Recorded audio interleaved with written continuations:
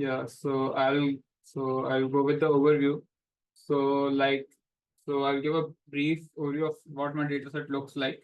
So we have 3 to 4 major files, and the size of the cumulative data accounts for around 6 GB.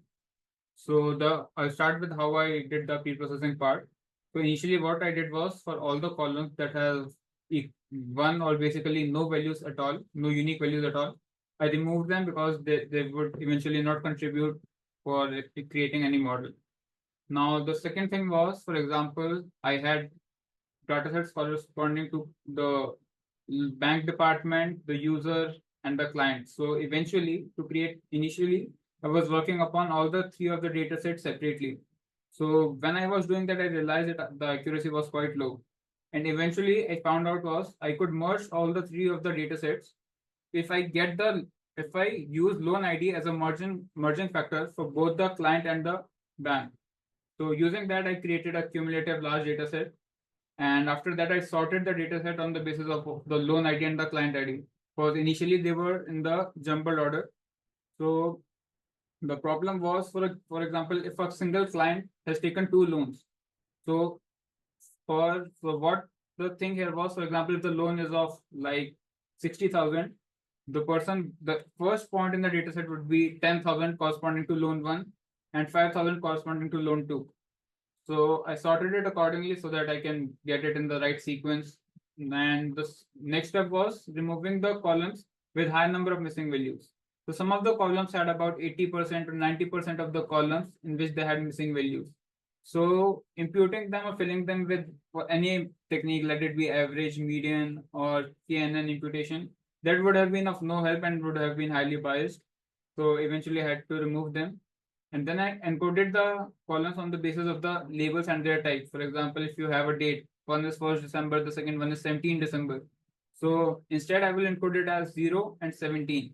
So you get the idea of the duration using the date now. And on the basis of type, you categorize it as categorical or one hot encoded. So, and after that was removal of correlated and non-correlated features. So if for example, I'm predicting a certain label and I have another value that is highly correlated with it. So this could lead to some bias, and like for example, irrespective of whatever I have on the other side, if I have something that is too highly correlated, like the results would be biased and I would be getting very high values. I would be getting very high accuracy. And as far as the non-correlated features are concerned, they would basically not help in getting the results that we desire at all. But they would be in fact following the results. So I removed both of them.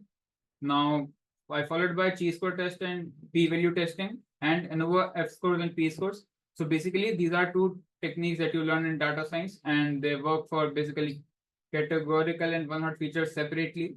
So based upon the encoding I did, I used these two. After that, even after all this processing, initially the merged dataset had around 120 columns. And even after all this processing, I was left with decent number of columns. And as the dataset was large and running it was causing a bit of issues. So I basically tried to further reduce the features. And for that, I used recursive feature elimination using the cross-validation part. So this is an inbuilt function that you can use.